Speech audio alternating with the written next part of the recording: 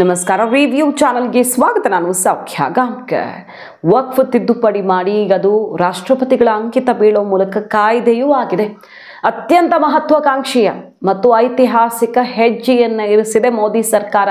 ಆದರೆ ಈಗ ಸುಪ್ರೀಂ ಕೋರ್ಟ್ನಲ್ಲಿ ಮಹತ್ವದ ಬೆಳವಣಿಗೆ ವಕ್ಫ್ ತಿದ್ದುಪಡಿಗೆ ಸಂಬಂಧಪಟ್ಟಂತೆ.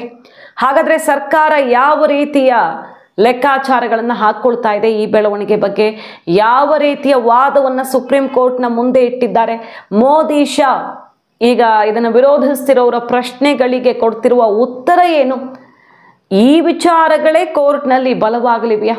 ಇಂಟ್ರೆಸ್ಟಿಂಗ್ ಮಾಹಿತಿ ಮುಂದೆ ಇಡ್ತಾ ಹೋಗ್ತೀವಿ. ಮಿಸ್ ಮಾಡಿದ್ರೆ ನಮ್ಮ ಚಾನಲ್ನ ಸಬ್ಸ್ಕ್ರೈಬ್ ಮಾಡಿ, ನಿಮ್ಮ ಅಭಿಪ್ರಾಯ ಕಮೆಂಟ್ ಮಾಡಿ ತಿಳಿಸಿ. ಎಸ್ ವೀಕ್ಷಕರೇ, ಈಗ ಈ ವಕ್ಫ್ ತಿದ್ದುಪಡಿ ಕಾಯ್ದೆಯನ್ನು ವಿರೋಧಿಸಿ 8ಕ್ಕೂ ಅಧಿಕ ಅರ್ಜಿಗಳು ಸಲ್ಲಿಕೆಯಾಗಿವೆ ಬೇರೆ ಬೇರೆ ರಾಜಕೀಯ ಪಕ್ಷಗಳಿಂದ ಮತ್ತು ವೈಯಕ್ತಿಕ ಕೆಲವರೆಲ್ಲ ಪ್ರಶ್ನೆ ಮಾಡಿ ಅರ್ಜಿಯನ್ನು ಸಲ್ಲಿಕೆ ಮಾಡಿದ್ದಾರೆ. ಈ ವಕ್ಫ್ ತಿದ್ದುಪಡಿ ಮೂಲಭೂತ ಹಕ್ಕಿಗೆ ಮತ್ತು ವೈಯಕ್ತಿಕ ಸ್ವಾತಂತ್ರ್ಯಕ್ಕೆ ಅಂದರೆ ಆರ್ಟಿಕಲ್ 14 ಮತ್ತು 21ಗೆ ವಿರುದ್ಧವಾಗಿದೆ. ಹಾಗಾಗಿ ಇದನ್ನು ಎತ್ತಿ ಹಿಡಿಬಾರ್ದು, ನೀವು ಖಂಡಿತ ಇದಕ್ಕೆ ಅವಕಾಶ ಮಾಡಿಕೊಡಬಾರ್ದು ಅಂತ ಸುಪ್ರೀಂ ಕೋರ್ಟ್ನ ಮೊರೆ ಹೋಗಿರೋದು. ಯಾರ್ಯಾರು ಹೋಗಿದ್ದಾರೆ? RJD ಹೋಗಿದೆ, ಎಲೆಕ್ಷನ್ ವರ್ಷ ಈಗ RJD ಬಿಹಾರದಲ್ಲಿ, DMK ಹೋಗಿದೆ ಮತ್ತು ಕೇರಳದ ಕೆಲವು ಪಕ್ಷಗಳು ಹೋಗಿವೆ, IUML ಹೋಗಿದೆ, ಹಾಗೆ ಕಾಂಗ್ರೆಸ್ ಹೋಗಿದೆ. ಪ್ರಮುಖವಾಗಿ ಕಾಂಗ್ರೆಸ್ ಈ ವಕ್ಫ್ ತಿದ್ದುಪಡಿಯ ವಿರುದ್ಧ ಸುಪ್ರೀಂ ಕೋರ್ಟ್ ಮೆಟ್ಲೇರಿರೋದು, AIMIM ಈ ರೀತಿ ಪ್ರಮುಖ ರಾಜಕೀಯ ಪಕ್ಷಗಳೇ ಈಗ ಸುಪ್ರೀಂ ಕೋರ್ಟ್ ಕದ ತಟ್ಟಿರೋದು. ಕಪಿಲ್ ಸಿಬಲ್ ವಾದ ಮಾಡಿದ್ದಾರೆ, ತುರ್ತಾಗಿ ಇದನ್ನು ಕೈಗೆತ್ಕೊಳ್ಬೇಕು ಅಂತ ವಾದ ಮಾಡಿದ್ರು. ತುರ್ತಾಗಿ ಮಾಡಬೇಕಾಗಿರುವಂಥ ಅನಿವಾರ್ಯತೆ ಇದರಲ್ಲಿ ಏನಿದೆ, ನಿಧಾನಕ್ಕದು ಹೆಂಗೆ ಬರುತ್ತೋ ಆ ಆರ್ಡರಲ್ಲಿ ಬರಲಿ ಅಂತ ಸುಪ್ರೀಂ ಕೋರ್ಟ್ ಹೇಳಿದೆ. ಸೊ ತುರ್ತಾಗಿ ಇದನ್ನು ಇತ್ಯರ್ಥ ಮಾಡುವಂಥ ಮನಸ್ಥಿತಿಯಲ್ಲಿ ಸುಪ್ರೀಂ ಕೋರ್ಟ್ ಇಲ್ಲ. ಆದರೆ ಇದರ ಆಳ ಅಗಲ ಸಂವಿಧಾನಕ್ಕೆ ವಿರುದ್ಧವಾಗಿದೆಯಾ? ಯಾಕಂದರೆ ಯಾವ ಕಾಯ್ದೆಯನ್ನು ಮಾಡುತ್ತಲ್ಲ ಪಾರ್ಲಿಮೆಂಟು, ಅದರ ವಿರುದ್ಧ ಎಲ್ಲ ಹೋಗುತ್ತೆ ಅಂತಲ್ಲ ಕೋರ್ಟು.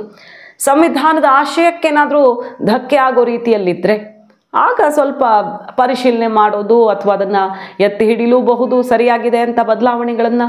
ಇಲ್ಲ, ಇದರಲ್ಲಿ ಒಂದಿಷ್ಟು ಬದಲಾವಣೆಗಳನ್ನು ಮಾಡ್ಕೊಂಡು ಜಾರಿಗೆ ತನ್ನಿ, ಕೆಲವು ಪ್ರಾವಿಷನ್ ಚೇಂಜ್ ಮಾಡಿ ಅನ್ನೋ ರೀತಿಯಲ್ಲಿ ಸಲಹೆ ಕೊಟ್ಟು ಆದೇಶವನ್ನು ಹೊರಡಿಸಬಹುದು.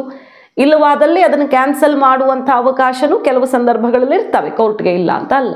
ಹಾಗಾಗಿ ವಕ್ಫ್ ತಿದ್ದುಪಡಿಗೆ ಸಂಬಂಧಪಟ್ಟಂತೆ ಏನಾಗತ್ತೆ, ಆ ಮಹತ್ವದ ಬೆಳವಣಿಗೆ ಬಗ್ಗೆ ಏನು ವಾದ ಮಾಡ್ತಾ ಇದೆ ಸರ್ಕಾರ ಅನ್ನೋದ್ರ ಬಗ್ಗೆ ಮಾಹಿತಿನ ಮುಂದೆ ಇಡ್ತಾ ಹೋಗ್ತೀವಿ. ಮಿಸ್ ಮಾಡಿದ್ರೆ ನಮ್ಮ ಚಾನಲ್ನ ಸಬ್ಸ್ಕ್ರೈಬ್ ಮಾಡಿ, ನಿಮ್ಮ ಅಭಿಪ್ರಾಯ ಕಮೆಂಟ್ ಮಾಡಿ ತಿಳಿಸಿ. ಎಸ್ ವೀಕ್ಷಕರೇ, ಸದ್ಯ ಈಗ ವಕ್ಫ್ ತಿದ್ದುಪಡಿಗೆ ವಿರೋಧ ವ್ಯಕ್ತಪಡಿಸ್ತಿರೋದು, ಹೇಳ್ತಿರೋದು ಆಲ್ರೆಡಿ ಹೇಳಿದ ಹಾಗೆ ಆರ್ಟಿಕಲ್ 21 ಮತ್ತು 14 ಅಂದರೆ ವೈಯಕ್ತಿಕ ಸ್ವಾತಂತ್ರ್ಯಕ್ಕೆ ಧಕ್ಕೆಯಾಗಿದೆ, ಜೊತೆಗೆ ಮೂಲಭೂತ ಹಕ್ಕಿಗೆ ವಿರುದ್ಧವಾಗಿದೆ ಇದು ಅಂತ.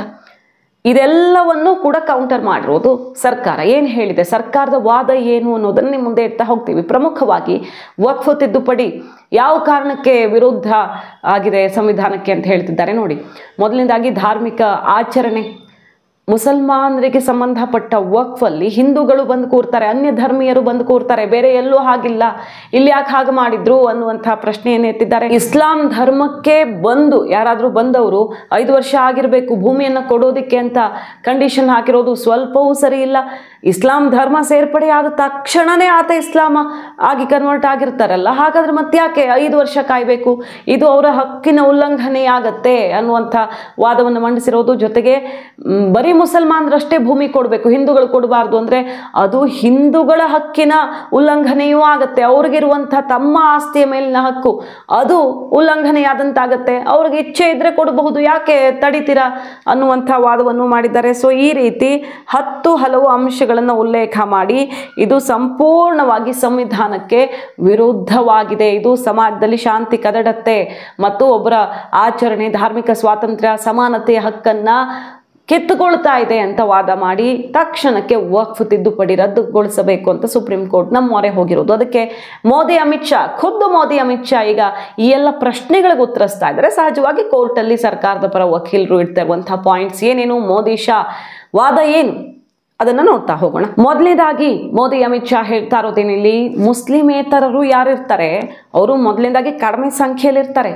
ಇಲ್ಲಿ ಹೆಚ್ಚಿನ ಸಂಖ್ಯೆಯಲ್ಲಿ ಈ ಧರ್ಮೀಯರೇ ಇರ್ತಾರೆ. ಆದರೆ ಯಾಕೆ ಇದನ್ನು ಮಾಡಿದ್ದೀವಿ? ಪಾರದರ್ಶಕತೆ. ನಂಬರ್ 1, ಇಲ್ಲಿ ಅನ್ಯ ಧರ್ಮೀಯರು ಧಾರ್ಮಿಕ ವಿಚಾರಗಳಲ್ಲಿ ತಲೆ ಹಾಕಲ್ಲ. ಬರೀ ಅಡ್ಮಿನಿಸ್ಟ್ರೇಷನ್, ಹಿಂದೂಗಳ ದೇವಸ್ಥಾನ, ಮುಜರಾಯಿ ಇಲಾಖೆ, ಧಾರ್ಮಿಕ ದತ್ತಿ ಇಲಾಖೆ, ಹಿಂದೂಗಳ ಸಂಘ ಸಂಸ್ಥೆಗಳ ಮೇಲೆ ಸರ್ಕಾರ ಕಂಟ್ರೋಲ್ ಇಲ್ವಾ, ಈ ರೀತಿಯ ವಾದ ಆಗಿರೋದು.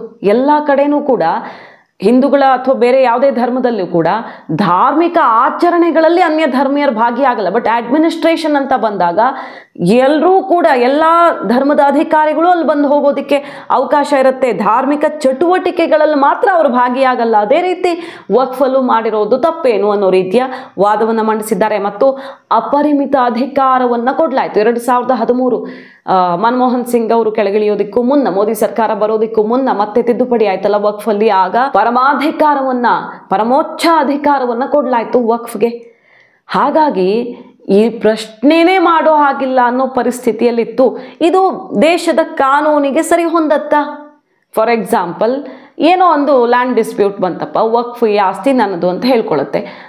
ಯಾವ ಆಸ್ತಿಯನ್ನು ತನ್ನದು ಅಂತ ಹೇಳ್ಕೊಳ್ಳುತ್ತೋ ಅದೆಲ್ಲ ವಕ್ಫ್ದೇ ಆಗತ್ತೆ ಅಂತ ಅಲ್ವಾ ಪರಮಾಧಿಕಾರ.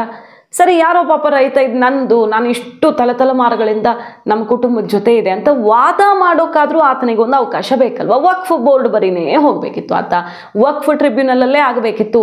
ಇದು ದೇಶದ ನ್ಯಾಯಾಂಗ ವ್ಯವಸ್ಥೆಗೇನೆ ವಿರುದ್ಧವಾಗಿದೆ. ಯಾವುದೋ ಒಂದು ಕೇಸನ್ನು ಹೈಕೋರ್ಟಲ್ಲಿ ಬಂದು, ಸುಪ್ರೀಂ ಕೋರ್ಟಲ್ಲಿ ಬಂದು ಪ್ರಶ್ನೆನೇ ಮಾಡೋಕ್ಕಾಗಲ್ಲ ಅಂದಮೇಲೆ ಅದು ಈ ದೇಶದ ಕಾನೂನು ವ್ಯವಸ್ಥೆಗೆ ವಿರುದ್ಧ. ಹಾಗಾಗಿ ತಿದ್ದುಪಡಿಯನ್ನು ತರ್ತಾ ಇದ್ದೀವಿ. ಈ ತಿದ್ದುಪಡಿಯ ಮೂಲಕ ಬಹಳ ಒಳ್ಳೆ ಅವಕಾಶ ಸೃಷ್ಟಿ ಆಗ್ತದೆ. ಹೈಕೋರ್ಟಲ್ಲಿ ಫೈಟ್ ಮಾಡಬಹುದು. ಬೇರೆ ಲ್ಯಾಂಡ್ ಡಿಸ್ಪ್ಯೂಟ್ ಅಥವಾ ಯಾವುದನ್ನಾದ್ರೂ ಹೇಗೆ ಬಗೆಹರಿಸ್ಕೊಳ್ತಾರೋ ಅದೇ ರೀತಿಯಲ್ಲಿ ಇಲ್ಲೂ ಒಬ್ಬ ಬಡವ, ಒಬ್ಬ ರೈತ ಅಥವಾ ಯಾರಾದರೂ ಆಗಿರಲಿ ಫೈಟ್ ಮಾಡೋದಕ್ಕೆ ಆತನಿಗೆ ಅವಕಾಶ ಬೇಡವಾ? ಆತನಿಗೆ ಬಾಗಿಲುಗಳೇ ಬಂದಾಗಬಿಟ್ರೆ ಆತನ ಹಕ್ಕನ್ನು ಕಿತ್ಕೊಂಡಂಗಾಗಲ್ವಾ? ಆ ವಾದವನ್ನು ಮಂಡಿಸಿರೋದು ವಕ್ಫ್ ತಿದ್ದುಪಡಿಯಲ್ಲಿ ನಾವು ಇದನ್ನ ತರ್ತಾ ಇದ್ದೀವಿ ಅಂತ. ಹಾಗೆ ಒಂದು ಕ್ಲಾರಿಫಿಕೇಶನ್ ಕೊಡ್ತಾ ಇದೆ ಸರ್ಕಾರ. ಈ ಆಸ್ತಿಯನ್ನ ಸರ್ಕಾರ ಯಾವ ಕಾರಣಕ್ಕೂ ಮುಟ್ಟಲ್ಲ. ಅದು ವಕ್ಫ್ ಆಸ್ತಿ ಅಂದ್ರೆ ಮುಸಲ್ಮಾನರಿಗೆ ಮಾತ್ರ ಸೇರುತ್ತೆ. ಮುಸಲ್ಮಾನರಲ್ಲಿ ಹಿಂದುಳಿದವರಿಗೆ, ಬಡವರಿಗೆ, ಅವಶ್ಯಕತೆ ಇರೋರಿಗೆ, ವಿಧವೆಯರಿಗೆ, ವಿಚ್ಛೇದಿತರಿಗೆ, ವಿದ್ಯಾರ್ಥಿಗಳಿಗೆ, ಯಾರಿಗೆ ಬೇಕೋ ಅವ್ರಿಗೆ ಅನುಕೂಲ ಆಗೋ ರೀತಿಯಲ್ಲಿ ಮಾಡ್ತಾ ಇರೋದು. ಮೊದಲು ಹೆಂಗಿತ್ತು ಅಂದ್ರೆ ಮುಸಲ್ಮಾನರಲ್ಲಿ ಯಾವುದೋ 1-2 ಕಮ್ಯುನಿಟಿಯವರು ಮಾತ್ರ ಬಳಸ್ಕೊಳ್ತಾ ಇದ್ರು. ಅದು ಕೂಡ ಮಿಸ್ಯೂಸ್ ಆಗಿ ಯಾವುದೋ ಬಿಸ್ನೆಸ್ಸು ಮತ್ತೊಂದು ಅಂತ ದೊಡ್ಡವರ ಜೇಬು ಸೇರ್ತಾ ಇತ್ತು. ಆ ಜೇಬು ಸೇರಿದೆ, ಅಕ್ರಮಗಳು ಬ್ರಹ್ಮಾಂಡ ಭ್ರಷ್ಟಾಚಾರ ಆಗಿದೆ ಅನ್ನೋದಕ್ಕೆ ಸಾಕ್ಷಿ ನಮ್ಮ ಹತ್ರ ಇದೆ. ಹಾಗಾಗಿ ಬಡವರಿಗೆ ಅನುಕೂಲ ಆಗೋ ರೀತಿಯಲ್ಲಿ ಇದನ್ನು ಮಾಡಲಾಗ್ತಿದೆ. ಫಾರ್ ಎಕ್ಸಾಂಪಲ್, ರಿಜಿಸ್ಟ್ರೇಷನ್ ಆಗಬೇಕು. ಈ ಆಸ್ತಿಯ ರಿಜಿಸ್ಟ್ರೇಷನ್ ಆಗೋ ಮೂಲಕ ಅದಕ್ಕೊಂದು ದಾಖಲೆ ಇರುತ್ತೆ, ಆಡಿಟ್ ಆಗುತ್ತೆ. ಯಾವುದೇ ಸಂಘ ಸಂಸ್ಥೆ, ಮತ್ತೊಂದು ದೇವಸ್ಥಾನ ಆಗಲಿ, ಧಾರ್ಮಿಕ ದತ್ತಿ ಇಲಾಖೆ ಆಗಲಿ, ಎಲ್ಲೇ ಆಗಲಿ ದುಡ್ಡು ಕಾಸು ಲೆಕ್ಕ ಪಕ್ಕ ಸಿಗಬೇಕು ತಾನೇ. ಆಡಿಟಿಂಗ್ ಆಗುತ್ತೆ, ಲೆಕ್ಕ ಪರಿಶೋಧನೆ ಆಗೋದಕ್ಕೆ ಅವಕಾಶ ಮಾಡಿಕೊಡ್ತಿದ್ದೀವಿ. ಅದರಲ್ಲಿ ತಪ್ಪೇನಿದೆ? ಹಾಗೆ ಪ್ರಮುಖವಾಗಿ ಇಲ್ಲಿ ಪಾರದರ್ಶಕತೆಯನ್ನು ತರ್ತಿರೋದು. ಮುಸಲ್ಮಾನರಲ್ಲಿ ಬಡವರಿಗೆ ಇದರ ಸಂಪೂರ್ಣ ಅನುಕೂಲ ಸಿಗುವಂತೆ ಮಾಡ್ತಿರೋದು ಯಾರೋ ಇಬ್ಬರ ಕೈ ಸೇರದೆ ಅನ್ನುವಂಥ ವಾದವನ್ನು ಮಂಡಿಸ್ತಾ ಇದೆ ಸರ್ಕಾರ. ಈ ವಾದವನ್ನು ಕೋರ್ಟ್ನ ಮುಂದೆ ಇಟ್ಟಿರೋದು. ವಕ್ಫ್ ಪೋರ್ಟಲಲ್ಲಿ ರಿಜಿಸ್ಟರ್ ಆಗಬೇಕು, ಪ್ರತಿ 5 ವರ್ಷಕ್ಕೊಮ್ಮೆ ಈ ಸಂಬಂಧಪಟ್ಟ ಸರ್ವೆ ಎಲ್ಲ ಆಗುತ್ತೆ, DC ಕಂಟ್ರೋಲಲ್ಲಿ ಬರುತ್ತೆ.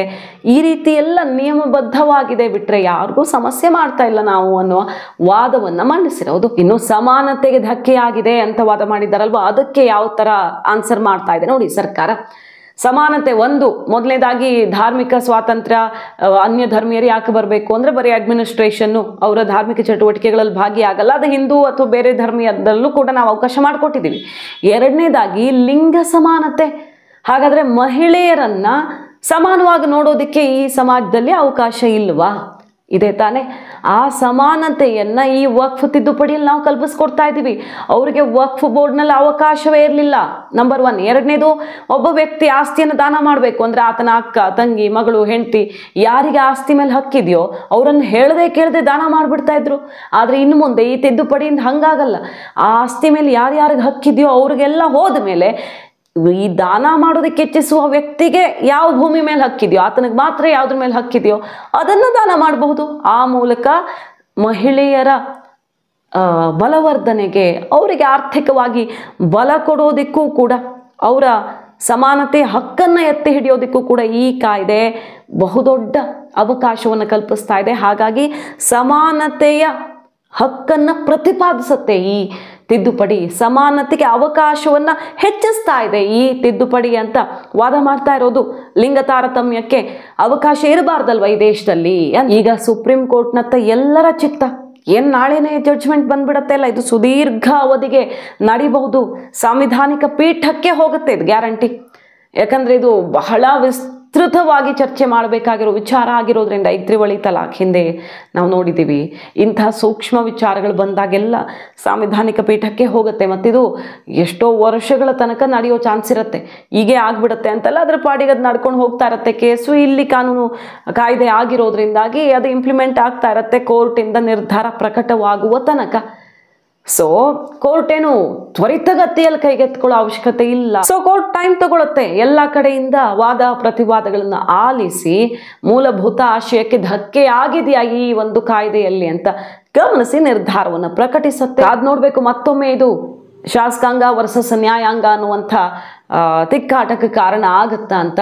ಒಟ್ನಲ್ಲಿ ಕಾಂಗ್ರೆಸ್ ಸೇರಿದಂತೆ ಪ್ರತಿಪಕ್ಷಗಳು ಈ ವಕ್ಫ್ ತಿದ್ದುಪಡಿಯನ್ನು ಯಾವ ಕಾರಣಕ್ಕೂ ಜನ ಸ್ವೀಕರಿಸಲ್ಲ ಅಂತ ಅಬ್ಬರಿಸ್ತಾ ಇದ್ದಾರೆ. ಸ್ವೀಕರಿಸಲೇಬೇಕು, ಯಾಕಂದ್ರೆ ಇದು ಸಂಸತ್ತಿನ ಕಾನೂನು ಅಂತ ಸರ್ಕಾರ ಕೌಂಟರ್ ಕೊಟ್ಟಿರೋದು. ಮಾಹಿತಿ ನಿಮ್ಗೆ ಇಷ್ಟ ಆಗಿದ್ರೆ ಮಿಸ್ ಮಾಡದೆ ನಮ್ಮ ಚಾನಲ್ನ ಸಬ್ಸ್ಕ್ರೈಬ್ ಮಾಡಿ. ನಿಮ್ಮ ಅಭಿಪ್ರಾಯ ಕಮೆಂಟ್ ಮಾಡಿ ತಿಳಿಸಿ. Thank you.